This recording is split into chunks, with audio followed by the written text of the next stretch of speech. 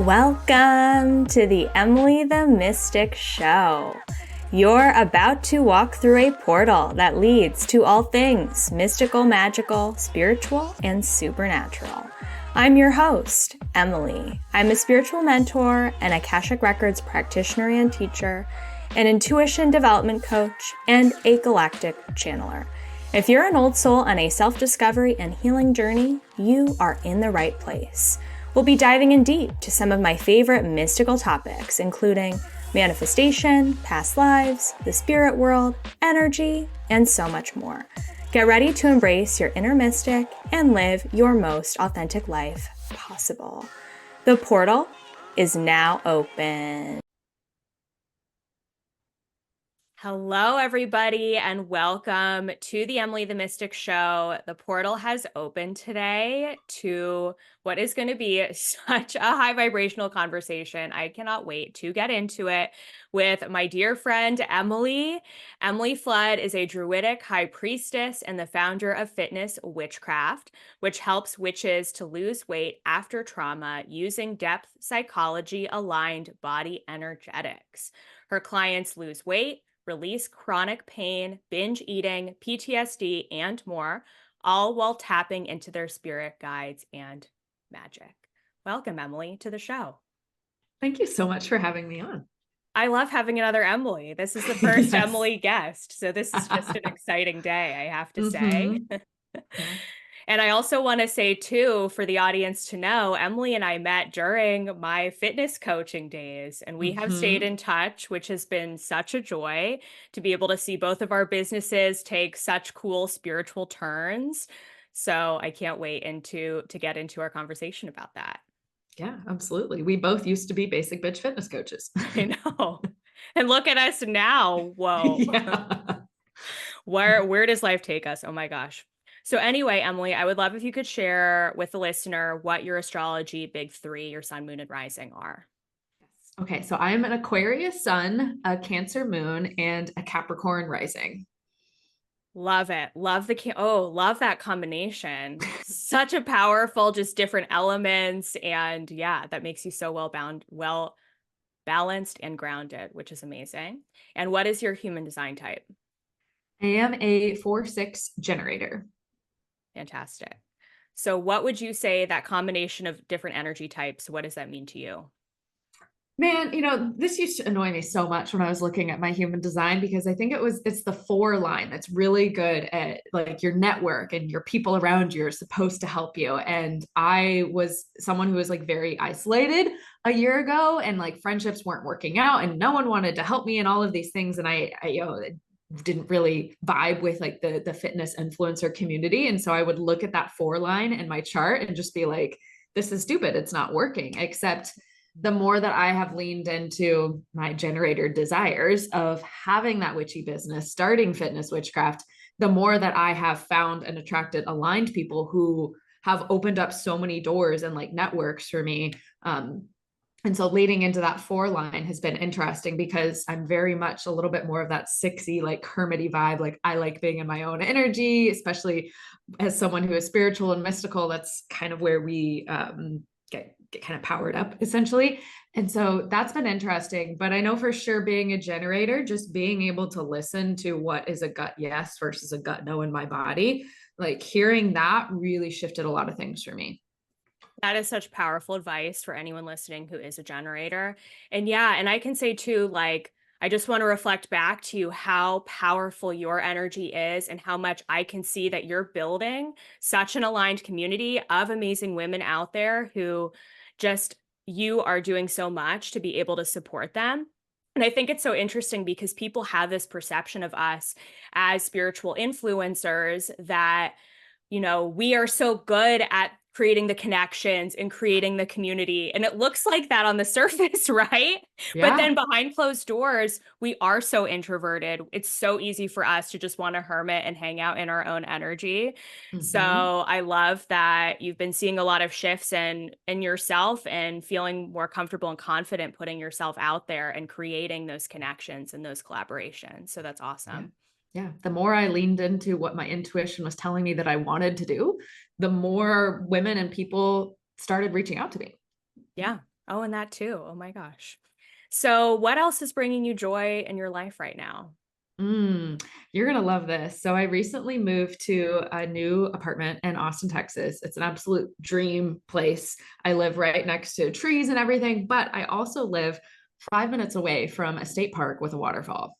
Oh, yes. And so that is like my daily walk that I take my dog on. And like, I was just there before our podcast and I saw a deer like in the path, like right in front of me. I was seeing vultures. I see scorpions, which is a little bit freaky, but I'm always seeing animals and birds. And it's just, we can get into this, but since becoming a Druidic High Priestess and everything, I have such like a connection to the forest. And it whenever I'm walking through there, if ever I'm like having like a heavy, like feeling like a 3D type of day, when I'm done with my walk there, I'm like, oh my gosh, I'm a magical, powerful bitch. Hell yeah. And I love all of the animal spirits who are supporting you in that journey and holding space for you. Yes. So The beautiful. scorpions can kind of stay a little bit away though. Yeah. So cool. So let's get into the Druidic High Priestess facet of who Emily is. I want to talk about all the different facets of you, but let's start there. What does that mean to you? And share a little bit with the listener about what that's all about. Yeah, because this is new. We haven't talked Yeah, since all of no. this happened. Yeah, so it was about a year ago. I work with the Morrigan, and when the Morrigan reached out to me, it was about 2 years ago. I took one look at her and I was like, she looks evil. You Google her, everyone talks about the Morrigan being evil. But the more that I learned about her, the more that I was like, oh, all these Christian missionaries just wrote down her story and powerful women, we turned them evil and everything. And so she really helped guide me out of a narcissistic abusive relationship and really nudged me to creating Fitness Witchcraft, which I had a very stable 6-figure fitness coaching business. I didn't have to work that much. Like I was making money. It wasn't very satisfying. I didn't really feel like I was helping people to get those long-term results where they could maintain weight loss or mindset without me holding Wow. their hand. And Yeah. so it was a thing. It's like, okay, you can continue to just make money and have the safe life, or you can do what you really want, which is blending witchcraft for the more long-term results. And so the Morrigan really helped me. Basically, it felt like jumping off a cliff. Like, I don't know if I'm going to break my business and lose all this money. But about a year ago, she started showing me, I started seeing past lives where I was a priestess of the Morrigan in a past life. And my brain saw this and I was like, I must be making this up because I want to be Harry Potter special type of deal. And I kept getting messages when I would channel my guides, like even Hecate and like Aphrodite, and they would all tell me like, no, like this was real. You know that from quantum physics tells us that past, present, and future are all happening simultaneously. So even if you haven't made vows to the Morrigan in this lifetime, like it doesn't really matter because you made them in a past life. And so she kept saying it. And I had so much resistance to this word priestess. Like, I'm not officially it. No. And I didn't want to talk about it. It felt like it was too much. And then I had an experience in January where I was meditating in the morning and my meditations had kind of started to turn into me falling asleep a little bit, We all go through that do. phase. Yes. Yeah. And I had an experience where Isis and Anubis actually came in, and it was like a metaphorical bitch slap where they were like, hey, you are a priestess and you're not acting like it. So we're going to send you through this whole priestess initiation in this meditation because the Morrigan doesn't scare you into taking action because you like her too much now. And so they had this whole thing, and so it was just one thing after another where it was like priestess, like over and over from multiple deities. And so I started to release all of this resistance to it. I talked with my mentors and I was like, this is weird. And they were like, okay, well, you're already doing everything that a priestess does because I already guide my clients through rituals. I guide them to meet their guides and deities, especially with Fitness Witchcraft. And so I just started to take on the identity of like, okay, I am a priestess. Maybe this isn't like a label that I need to tell social media because I haven't gone through any officially like Gotten thing. certified as a priestess by somebody else. Exactly. Yeah. Yeah. But then the funny thing is that it was right after I started talking about collapsing time and like creating like an event around that I actually had a priestess initiation. Oh, yeah. I found like a spiritual mentor in person, and they were supposed to be teaching me this in-person healing modality. And I just was kind of very annoyed because, you and I, we run our businesses entirely online. Like an in-person healing modality isn't going to help me at all. And it doesn't serve my clients. And so I was able to speak up about like, hey, this isn't relevant. And then the funny thing is they tuned into my guides and they were like, oh, you need to be initiated as a priestess in like 3 days. Wow, that's crazy. Yeah. And so it went from like this week where I was supposed to learn this in-person healing modality to, oh, we're switching it up. We're teaching you druid magic. Oh, now you have to, oh, this staff that I have behind me, this is my druid staff that I made from a branch that I found at the waterfall that I was mentioning. Oh my gosh, incredible. Yeah. And I love how your intuition led you to this in-person healing modality and you didn't know why, you just like went for it. And then it turns out it's for a totally different purpose. Exactly. It's like, there were so many moments where I was like annoyed with this mentor of like, I already know this. I can already astral project all of this. And it was like, when I finally voiced it and they tapped into my guides, it was like, oh, now I know why I was led here and what this is supposed to be for. So what did that initiation look like? Ooh, okay. So I will say I have this core memory from childhood where I was getting like bullied in middle school, and my dad thought it was because I was reading all of these witchy fantasy books that, had like dark, scary looking covers and whatnot. And my dad majored in world religions. And so he was very open-minded, but it was also from a Christian university in Texas.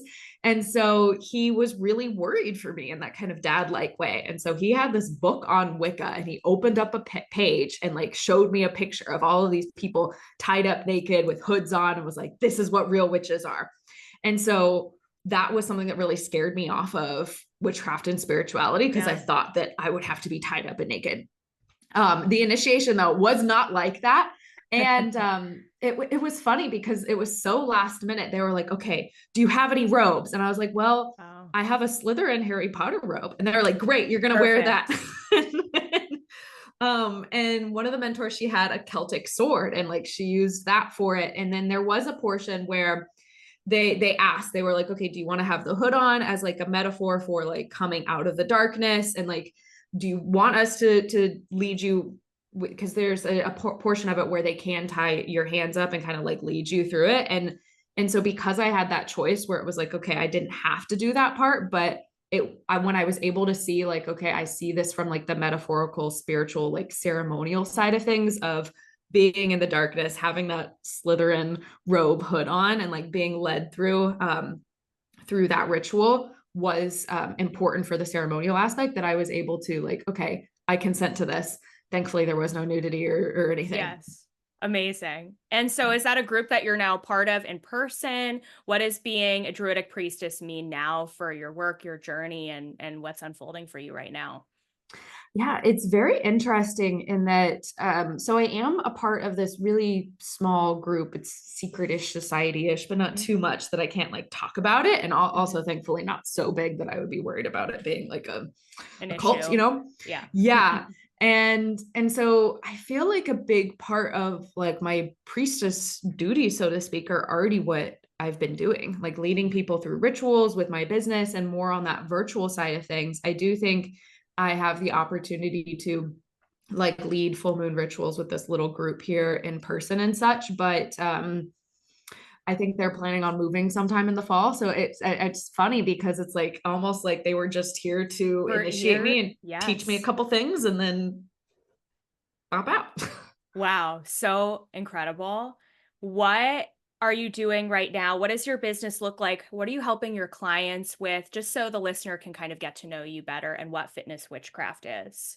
Absolutely. So as you were saying with my intro, that Fitness Witchcraft, the main purpose of it is to help witches to lose weight after trauma. And like beyond the scope of that, I do have a good portion of clients who come to me for weight loss after trauma, but then I also have clients who come to me just for trauma after, and like they want the mindset portion of the program. And so we have both, because I went through a narcissistic abusive relationship, and that process of growing from that really taught me a lot more about the brain and trauma responses, fight, flight, freezing, and fawning, and how much like I would dissociate. And oh, when I'm dissociating, well, then I'm eating a little bit more food. And oh, when my body's in a state of hypervigilance, and especially after trauma of any kind, it's really interesting how the body will often, I hate to say the word create chronic pain, but it's very common to have chronic pain, autoimmune disorders, and everything popping up after trauma. And like trauma could be as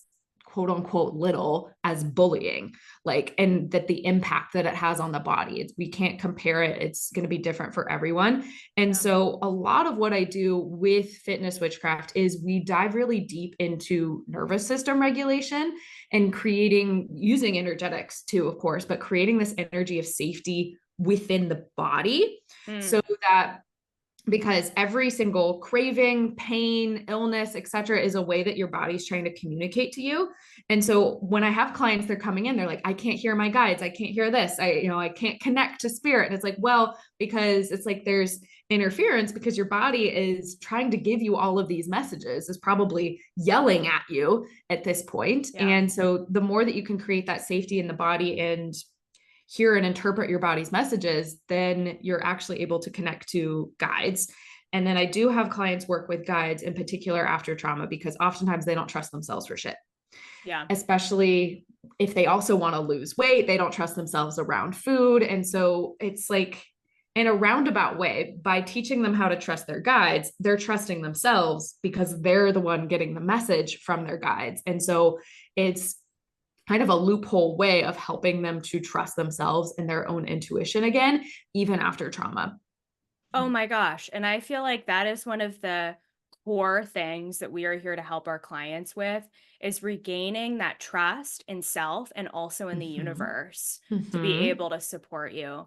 Because if you've been through whatever sort of trauma or whatever sort of challenges you've been through in your life, there's been a bit of a separation that's kind of created a wall between you and you feeling like the universe is here to support you and assist you in your path.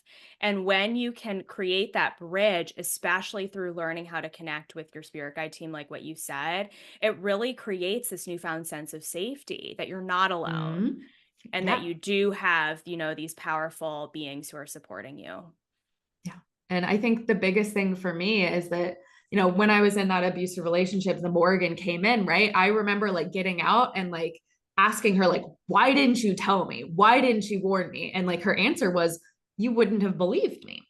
Totally. And so part of my growth after has been like building up that relationship with my guides and kind of like asking them like, okay, like, please tell me next time a relationship isn't good for me. And I will say the last breakup that I went through, he actually ghosted me for a week, which was like, what the fuck kind of deal. Yeah. But the night before it happened, I got a message from my guides. It's time to break up. Like this relationship is long past. And so I didn't have that like panic of like getting ghosted, because I'd already kind of had that piece of like my guides telling me this, because I've built so much more trust in them. And I don't have that like, wait, what if I was just making it up? Like, what if I'm just paranoid?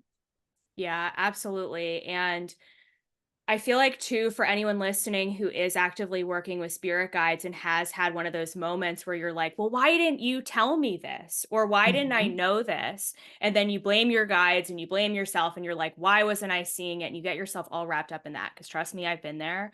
It's really important to know that your guides are not going to give you anything that you're not ready to receive. And so you have to be ready and you have to be open. And there's obviously, of course, there are a lot of lessons too that you're learning about some of those things that you've been through in order for you to be able to move on. So yeah, I think that's such an important point. Yeah. So when it comes to helping your clients drop into the body and really creating that safety in the body, do you have any tips for the listener, maybe who doesn't have that connection or has trouble grounding? What would you recommend that they get started with? Yeah. So it's really common for clients to come to me where they're like, okay, Emily, I have all of this trauma shut behind a door, like a million locks. I don't even want to open it. And so therefore they don't even they have no interoception. They don't know what their body's telling them. They don't have hunger signals. They don't feel emotions in their body. They're like completely emotionally numbed out. And they're terrified that I'm going to make them open the big scary door. And so something that I always tell these clients, it's like, okay, we're not opening the big scary door. We're going to start identifying like the little triggering emotions. Okay, you're annoyed in traffic, right? Oh, where do you feel that annoyance in your body? Great. That's building up that body connection again, because it's annoying, right? But you are safe to feel annoyance in traffic. It's not going to send you into a dissociation freeze state. And so noticing more of those like little kind of minor mosquito bite kind of triggering emotions, and like noticing where you feel those in your body to start building up that mind body connection again. And then in my Warrior Goddess program, I teach my clients an emotional embodiment ritual that helps them to release and feel emotions on a deeper level. So let's say the annoyance at sitting in traffic is like a 1 out of 10.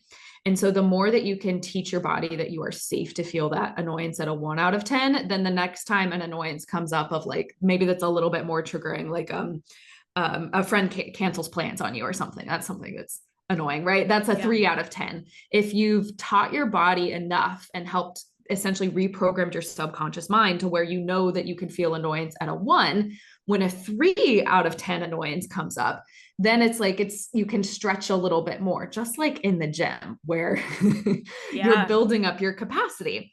And so then eventually when a big trigger comes along, and that's normally behind that locked door, you've taught your body of like, hey, we can feel this fear at a 5 out of 10, and an 8 out of 10 comes along.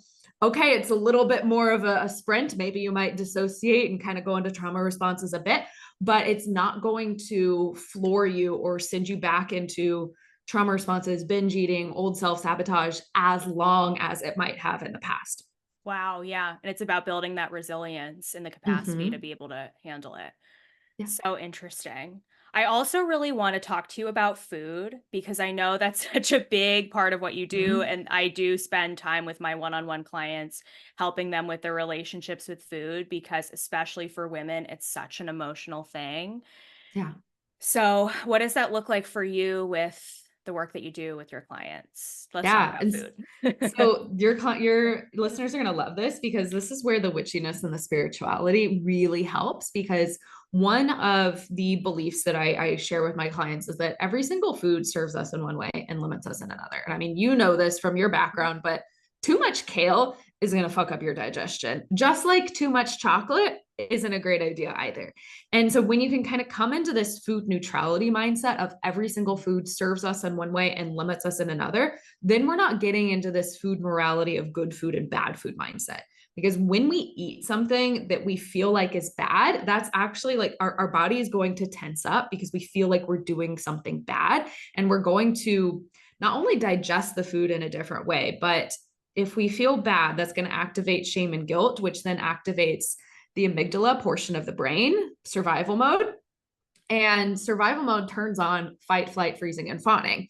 Typically, what this looks like for people is freezing with food, because emotional eating and binge eating is a symptom of freezing and dissociating, where then because people feel a little guilty eating a certain food, this turns on survival mode. And then because they feel guilt, then they go even more overboard with the food. And so when we can start operating more out of the prefrontal cortex when it comes to food through a lens of food neutrality, then we're not going to fall back into those old self-sabotage patterns of overeating. And so how we can do this with spirituality and like witchcraft is you can Google spiritual significance of any food out there. And I think one that's kind of funny that I like to use is like, let's say a garlic pasta, right? No protein, technically from the nutrition side of things, it's not the best thing to eat if you're looking to lose weight. But if you Google like spiritual properties of garlic, oh, well, it's good for protection. There are all sorts of like antiseptic, antibiotic or something qualities of garlic. And like, then you can create that meal and see that meal as a ritual for, okay, this is going to be protective. And like bringing in those spiritual elements can help you to see how foods serve you. If your default reaction is to be like, oh, this food's going to make me fat and it's bad and blah, blah, blah. to help you to bring some more positivity and seeing the ways that foods serve you. I love that so much. I was just having this conversation with a client of mine yesterday because she was having a hard time feeling like she was creating a lot of guilt and shame around some of the foods that we were eating. And I was saying to her, listen, food is energetically neutral. It's Mm-hmm. the beliefs that we attach to Yeah. food that are either negative or positive, especially with certain types of food. So if there's something that you really find joy in eating, it's all about the intention. And Yes. if a specific food creates joy for you and you're eating it for the pure joy and that pure intention, that's going to be different than if you're eating the same food and you're believing that it's going to make you fat, it's going to do all of these bad things, it's going to, create this shame within your body. So I think that power of your intention is so important to remember. So Mm-hmm. I love that. And you can actually get your kitchen witchcraft on and really, when you're cooking, visualize imbuing whatever energy you want into the meal. And I think this would be really funny for any moms who are listeners, of like imagining like when you're cooking, imbuing the energy of calm into the food and then seeing how that impacts your kids. Oh, I love that. I'm not a mom, but I Mhm. definitely want to try that for myself to make Yeah. myself feel more calm. Do you have any other fun fitness Mhm. witchcraft tips for us that are stepping forward for you to Yeah. share? I mean, your movement can be an Mm. offering That for was my God, next for the question for universe, you. That's because perfect. Yeah. yeah, because when we are doing rituals or spell work, there is always that offering component. And it can be an energetic offering that you give to your guides. And so your workout can be an offering, dancing can be an offering, a walk can be an offering. And there's it's so funny because people are like, oh, fitness and witchcraft, they're so separate. And yet when I start talking to people, they're like, oh my gosh, that makes so much sense. Why was I believing that magic couldn't do anything with like movement or fitness? And it's like, it's part of who you are. So it gets to be part of every single thing you do. Oh my gosh. And again, it all comes back to your intention, Mm-hmm. and how you want to energetically sort of charge your workout or your walk with something that you feel like you need in that moment. Yeah. Mm-hmm. In terms of exercise and movement, what do you recommend for your clients who want to stay grounded and who want to feel connected with their body? Mm. So it entirely depends on their goals. Sometimes I have clients who are like, Emily, I want to be a muscle mommy like you. I want biceps, I want glutes, all of this. And so then I'll write them a gym workout plan. Other times I have clients who are like, I'm terrified of the gym. I'm terrified of leaving my house, kind of agoraphobia type deal, where I'm like, okay, do you want to walk? Do you want a home workout plan? Because the whole goal of what I do with my clients is to get them to do something that is sustainable for them. And so we do a lot of connection to their future selves. And so my past as a fitness coach, like of the basic fitness coach, it was like, okay, I'm giving everyone either a home workout plan or a gym workout plan and walking for cardio.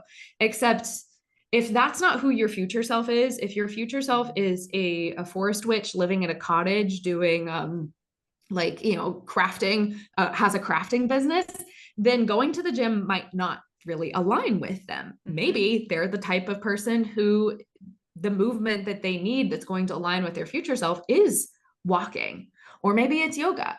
And so I always encourage them to kind of see like, okay, what type of movement does your future self 5-10 years down the line do? And then we align it with that. So that way we're building more sustainable pathways and habits, because with fitness witchcraft in particular, it's not just about weight loss for weight loss's sake. We're always looking at like, okay, when you lose the weight, when you're healthy, when you're mentally healthy, whatever your goal is, how is that going to help you with your career, your business? How is that going to help you with your relationships? Because when we tie this into a deeper meaning and a deeper Yeah. why, then that helps clients to stay motivated, because then that way they're not building a muscle mommy physique if that doesn't actually align with their business, career, family goals. Mm-hmm. Oh my gosh, I love this. I'm obsessed with everything you have to say. It's such a fun Thank you. conversation. You're welcome. And one of the biggest things that I see a lot of women struggling with, and I can help them with this from like a soul healing Akashic Records perspective, but I would love to hear your thoughts on women who are struggling with stubborn weight, that they feel like, and it's not necessarily about that, beating up your body and wanting to be a certain weight because of societal standards. It's more so coming from an authentic place of like, I feel heavy, I feel density. How can I set the intention to let that go? What advice would you give for that? Yeah. So it's interesting in that sometimes we can say we consciously want to lose weight, but on an unconscious level, the body might be afraid and might be protecting us from weight loss. And so this might be completely silly to your conscious mind, but something that I've seen is like, if you were in a smaller body when something bad happened, when some trauma happened, when some bullying happened, your unconscious mind might believe that if you are in a smaller body again, that bad thing might happen again. Yeah. It doesn't make any logical sense, but if you have that, and I think the best example that I can have of this is I've had clients where they start to lose weight and then they start to get more attention and more catcalls. And so they don't even necessarily recognize it, but then that kind of kicks up their anxiety. Their anxiety turns on their survival brain. Survival brain then pushes them towards emotional eating again because, oh, we are not safe. And so then on a conscious level, they're like, oh no, I fucked up. Like I yo-yo, like I'm a failure. And it's like, well, no, the body was protecting you, was feeling like it was keeping you safe. And so what I really have my clients do and what I would recommend is like the more nervous system regulation you can bring in, the more that you can create that foundation of safety within the body. And then also work with the unconscious mind to uncover any, again, like unconscious resistance that you might have to losing weight, any of the reasons you might have, any fears that you might have of what might happen when you lose weight. I've even heard things of like, well, what if my husband doesn't like me anymore when I've lost the weight? Like things that our conscious mind we would never admit to, but an unconscious level, it's like those little tiny fears. When you can start to release those, then you probably find weight loss a lot easier. Yeah, I think that's such a good point. And I love always starting my client sessions with the question of what is your greatest fear that could happen if this happens? So I think taking a look at that from a weight loss perspective is so interesting and so important because, yeah, you're right. It's all about protection on some Yeah. level. Just like with me creating Fitness Witchcraft, and I'm sure for you creating your spiritual business, the fear of like people calling us crazy and like and being rude to us on the internet, because that is a thing that happens. But it's like if we wanted to grow these businesses, if we want to help our clients, then we have to see like all of those little insults as proof that it's working. So true. So, with that being said, I would love to hear a little bit more about your story and how you created Fitness Witchcraft from your original fitness coaching business and how you got to where you are right now.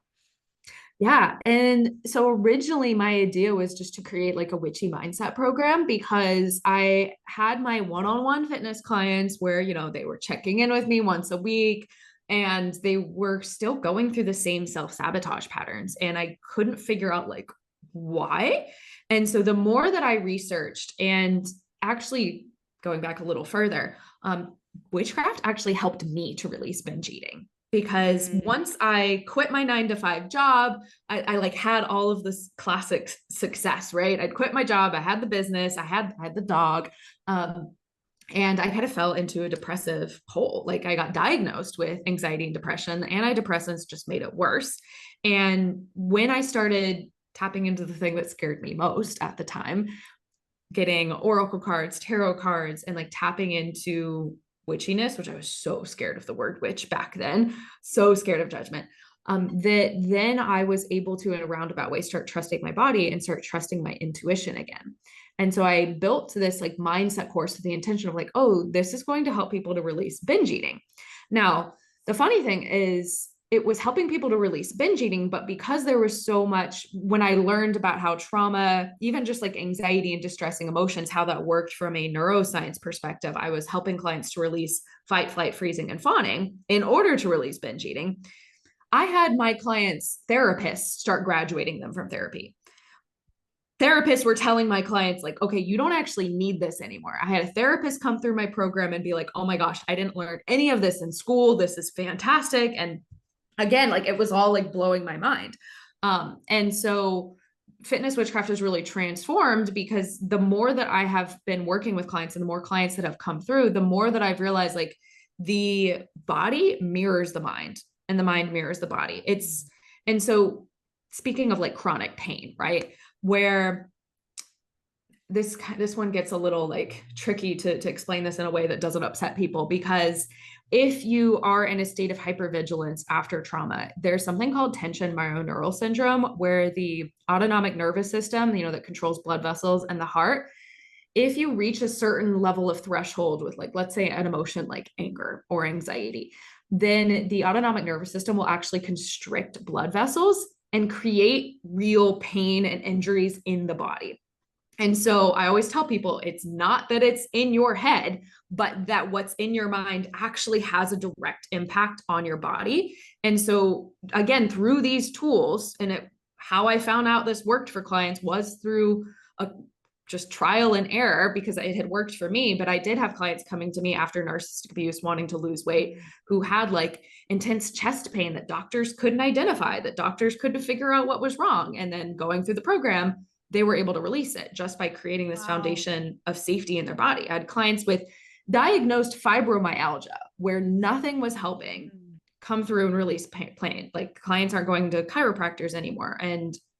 And so it's like the more that they balance out the mind portion, the more that the body starts to reflect that, even in ways that people deem like, oh, that's impossible. Like you shouldn't be able to heal someone's hormones just from like the mindset and energetic portion. But that's how the body reacts after trauma. And so, of course, if we balance out the mind again after trauma, then the body's going to come back into alignment. And we know that it's all energetic too, because everything's all connected, which we wish that Western medicine would address that aspect of things. But that's where people like you come in to help fill in the gaps. Yeah. Oh my goodness. Oh, yes. That was the creation of Fitness Witchcraft, right? And so definitely my guides had to keep nudging me, because for a portion of time, I was so terrified of like losing clients, where I had the 6-figure business, right? With the overhead and the expenses of a 6-figure business. And income dropped, like clients started leaving when I started integrating the witchcraft. It was a really scary, it was about a year. Like I was taking out credit cards to pay rent and like taking out loans and really wondering if I was going to have to get a job. And then like the Morrigan kept like pushing me, like talk about spirit guides, talk about deities. And I was like, oh, but that's too witchy. And like the more that I just leaned into straight witchiness, and like I've had spirit guides like Aphrodite help my clients to stop binge eating mid-binge. And a little bit on my end, I'm like, wait, that's my job. And yet it just goes to show the power of working with guides. And the more that I've leaned into the direct witchiness of the program, instead of like having it be like witchy light.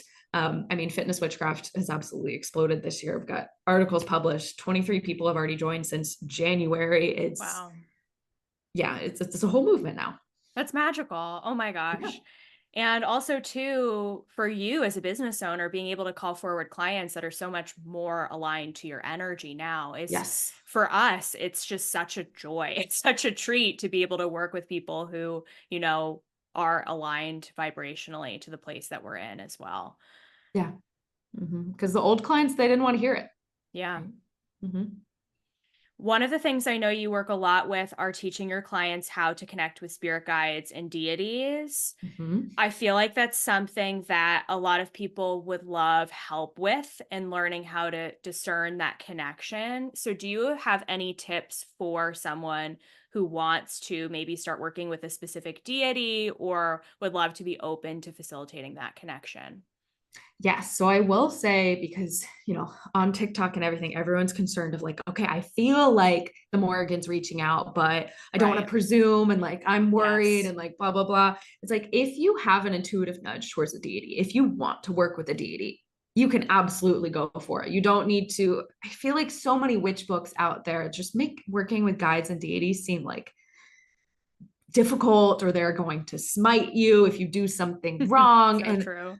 It's never been that way. It's like, I've worked with guys from all sorts of different pantheons, probably ones that don't like each other. And I've never had like any dark energy or any like Yeah. hateful, like, how dare you do that, Emily, like vibe ever come in. They are always helpful. They're always loving. Like, even like the Morrigan sometimes is a little bit more firm of like, hey, like you need to do this.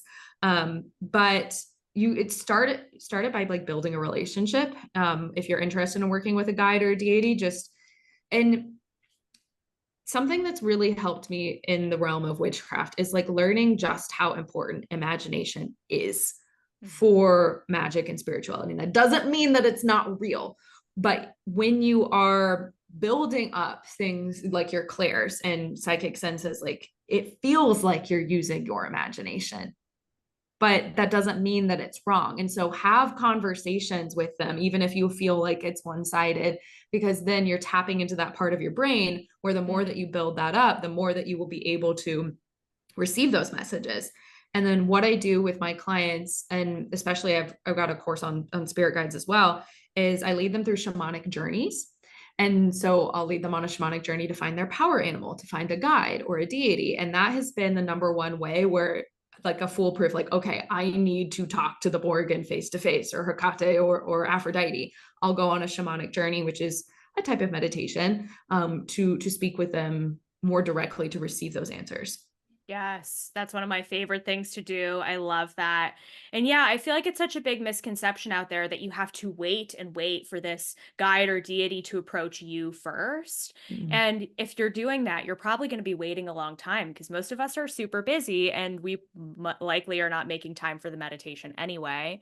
So if you feel drawn to a guide or a being because of their name, or maybe you're starting to see social media posts that represent that guide, or you're drawn to a book in a bookstore, I mean, by all means, like reach out to them. Yeah.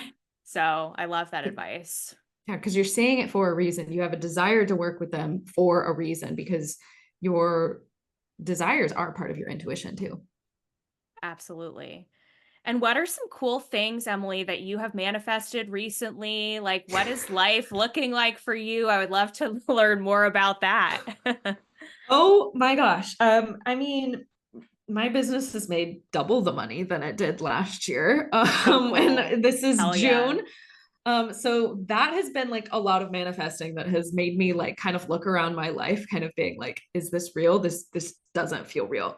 I have been on an absolute like rocket ship of growth where, again, it's like I'm finally feel like I'm getting used to the new apartment or whatever, but then a new level of growth comes on over that. I'm like, oh, nothing feels stable because I'm on this rocket ship. This new apartment is gorgeous, like that I live next to a waterfall, that I've had articles published on Fitness Witchcraft, and even the Druidic Priestess initiation, that felt like a manifestation as well. It's just, I've like had this like weird mindset coming in of like, I get everything I want. And Hell it's yeah. really weird to say that, but that's how my life has felt like the last 6 months. And I feel like I'm just kind of starting to get used to it.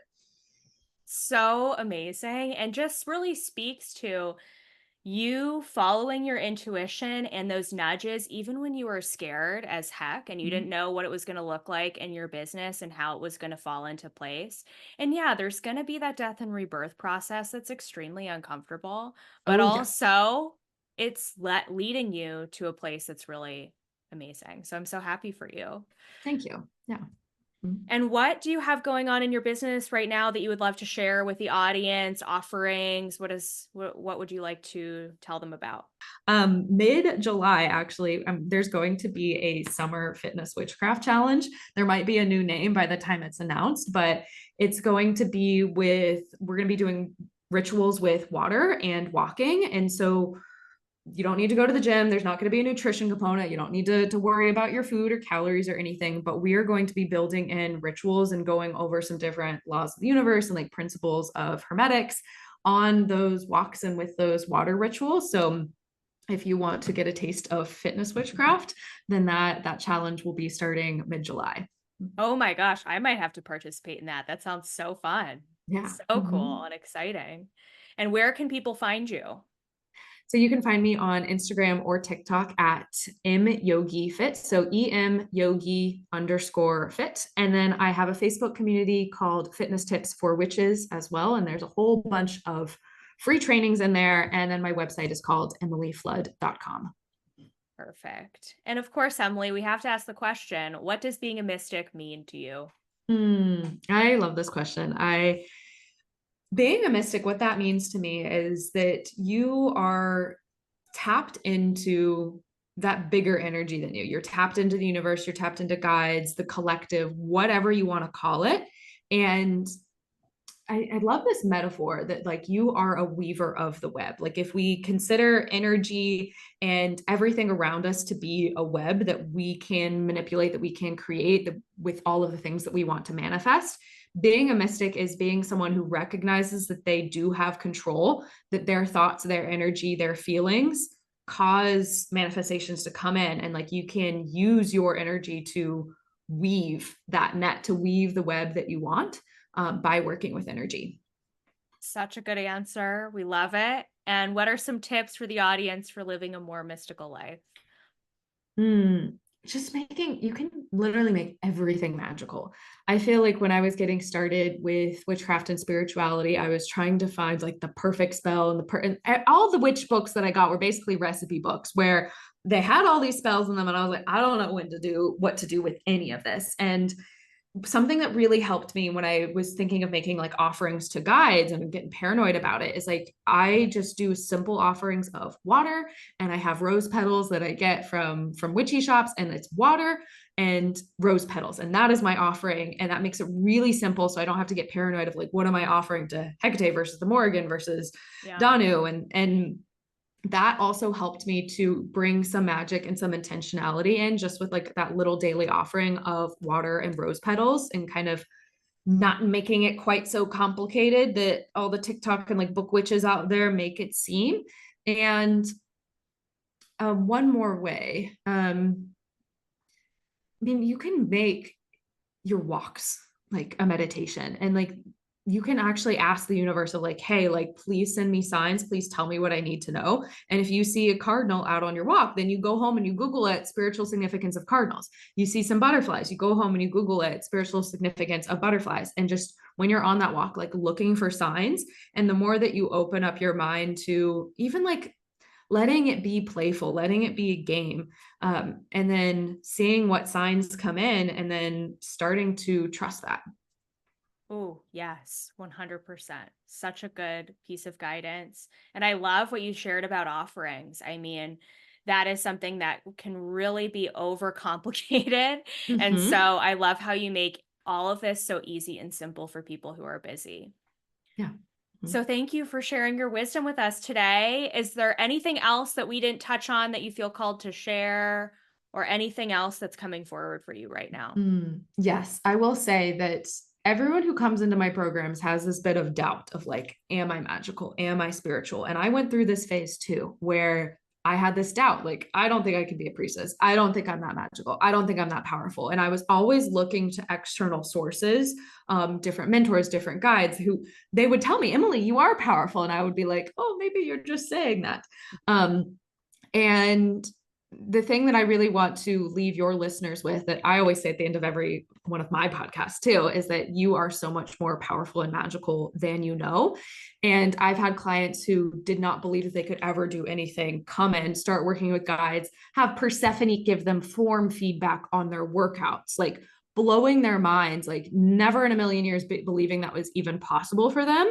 And so if you are listening to this and you're kind of like feeling like you're not the Harry Potter chosen one, that, you know, because we're all fantasy novel nerds here, probably that you didn't get your Hogwarts letter in the mail, or there's not some prophecy written about you. That doesn't mean that you are not powerful or magical. That the more that you tap into these things, the more that you just make that commitment to start meditating or start connecting with your guides, or take one of Emily's courses, or either of our courses, the more that you will start to see and feel that inner power that you have, instead of like all of the doubt, instead of letting the doubt take over.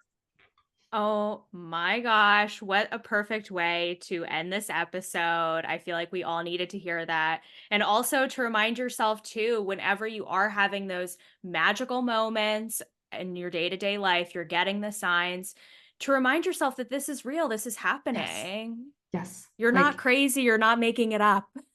yeah. Oh my Yeah. And God, I my will say ear that. is ringing right now. Ah, So extra yes. emphasis. Yeah, like magic is real. Like Mhm. Emily and I, we both coach it. Like there, I still had there. It's so normal to have that doubt pop up because we live in a society that says that it's not. But there's so much scientific research out there where you can Google. Like there's books on there that actually give all of the CIA studies that have been done on magic that have been proven to be real. Like there is so much evidence out there, and the more that you can just allow yourself to believe, like yes, magic is capital R real, then the easier this will be for you. So good. Yes, yes, yes, yes. Thank you, Emily, for sharing your magic with us. Yes, We and so thank you for appreciate yeah. this. Thank you for having me on. And of course, like then all of your listeners can head over to my podcast because you were on my podcast about a year ago. It's Witchy Wellness with M. Yes. And I will leave the link for that below in the show notes for you guys to Mm-hmm. listen. Thank you so much. And the Mm-hmm. portal is now closed. And before we close the portal today, I have a very exciting announcement to share with you, which is that my brand new mini course, 10K Vibes Instagram Mastery for Spiritual Entrepreneurs, is now available for purchase on my website. I cannot wait to bring this powerful mini course to you, all about helping you increase your visibility, grow your Instagram following, and help you get seen on social media for doing your incredible spiritual work as a spiritual business owner. So, as some of you know, I have grown my following on Instagram a lot over the last few months, and it has been such a fun journey. And so many of you have reached out to me to ask, well, Emily, how did you do it? What are some of the strategies that you used? Was there a visibility energetics piece to things? How did you get to where you are now with your following? And so I thought that I would combine all of my wisdom, tips, tricks, knowledge, and even some really cool meditations into a powerful virtual mini course that is totally self-paced. So you can purchase it at any time. You can go at it on your own pace, and you will really see the impact of following both a spiritual Instagram business strategy as well as doing what you can to shift your energy from a visibility point of view in order to help you be seen for doing the work that you are here to do. So I can't wait for you to check out this incredible course. The information is below in the show notes. You're going to love it. I hope you enjoy the journey and have fun.